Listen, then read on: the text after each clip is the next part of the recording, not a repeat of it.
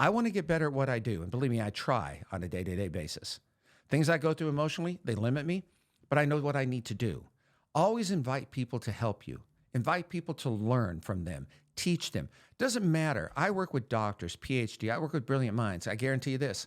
When they work with me, they learn more about what their jobs can be in my industry, and I learn from them about what I can use to help better me and my abilities to make a bigger difference. I don't know it all, but if you ask me, I know it all, meaning I know what I know. I want to learn more. But here's another thing too. When it comes to boundaries, when it comes to creating the anger situations, have your boundaries. Remember, if someone's angry at you, I will almost guarantee 9 out of 10 times that has nothing to do with you. It's a situational anger. It's at that moment. It's a reminder of something because it's residuals from trauma. I truly believe, and I've talked to some wonderful doctors and I've talked to my own therapist, hasn't called me back in a couple of months, maybe there's a reason.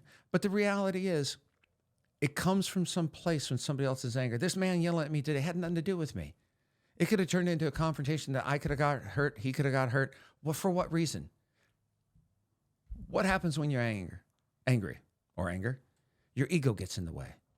I'm not going to back down. I'm going to be a man. I'm going to be macho. Well, no, ain't no man sitting in prison that I would call a man in that respect that stood up for the right thing because I'll kill for something. Really? I love pro athletes, any sports. I'd play for free.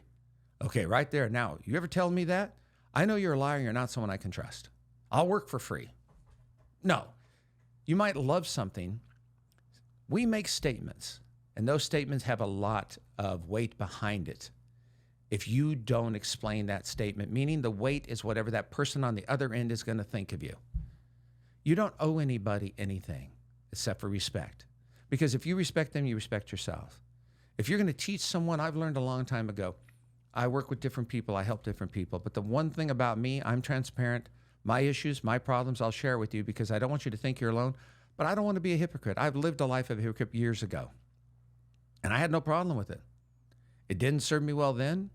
It sure as hell isn't going to serve me well now. But I want you to take a look at when you're angry, what angry does to you and what it does to others. One thing I learned when I'm angry and the people that love me are around me, the effect it's had on them, sometimes it can never change because they're going to look at me as if I'm angry all the time. They're going to fear that they can't say something to me because I'm going to get angry. You ever have someone say to you, well, I didn't share with you because I knew you'd get angry. God, that makes me even angrier. But you know what? I'm the one that usually set that up.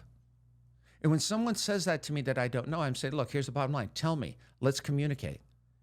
That's the beauty of communication. So I just wanted to talk about anger just a little bit today. Really step back and look at what you're angry at, who you're angry at, why you're angry. And please don't tell me that you can't do it. Because sooner or later, something's going to happen in your life where you lose something or you lose somebody or you lose your own life because you're not willing to step back and look at the situation the right way. There's a big difference between right and wrong.